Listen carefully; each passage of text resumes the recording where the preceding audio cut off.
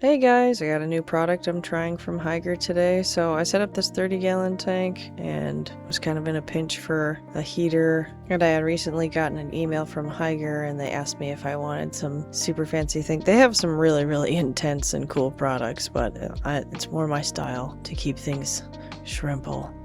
So I was like, well, I really do need a heater for this new tank I just set up. Would you guys mind sending me that instead? So they sent me one, they asked me the size, and here it is. So this is a upgrade from the heaters that they used to make.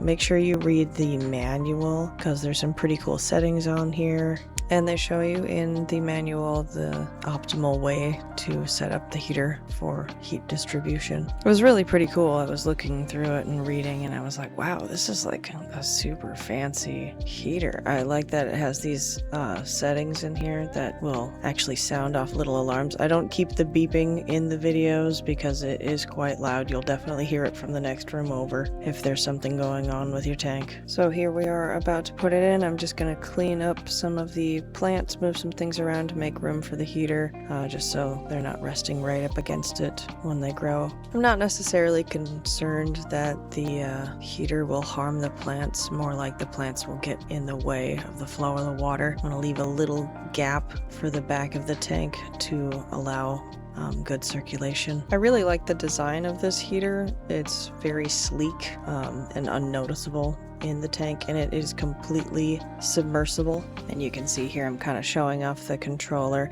I like heaters with a controller, you know, having the static heat be at, what is the average, like 75, which is optimal for almost all of my tanks, but I like to be able to adjust it just to save energy. Sometimes my apartment gets warm enough on its own, but this tank is in the shop, so things are a little different here. It has been a very short but very muggy and hot beginning to summer up here in Minnesota, and it's just too nasty outside to not want the AC on full blast inside the buildings, but that causes a lot of fluctuation for the fish when the heater goes on like eco mode for the night. And it's not a lot of fluctuation. I mean, it only gets up to about 76 degrees in the middle of the night and then down to 72, 73, but that is still too much fluctuation for me to be comfortable with it. Pretty much the name of the game to fish keeping in general is stability. Stability over parameters. So using this heater definitely gives me a lot of peace of mind.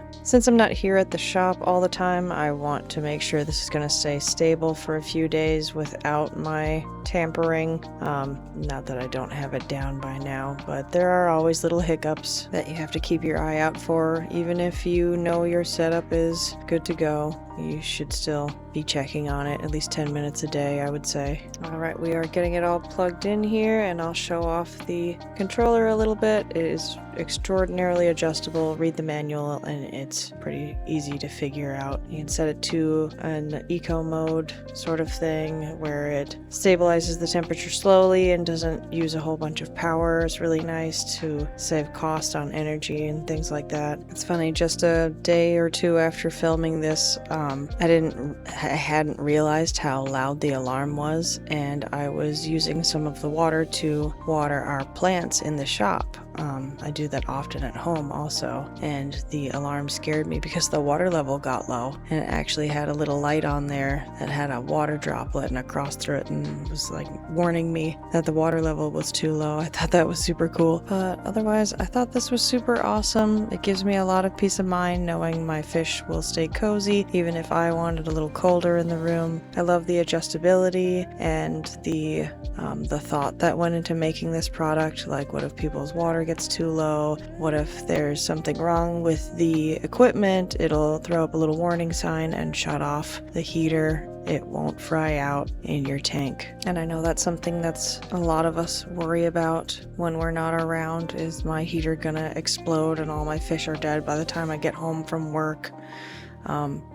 This one's not gonna do that. I know there was something about Hygger's heaters not working very well in the past, but it's quite clear to me that they fixed that issue and went above and beyond now to remedy whatever was wrong with them before. I'll leave a couple links in the description if you want to check out Hygger's heaters for yourself. I would highly recommend them myself just for that sense of security. Thanks again and have a wonderful day.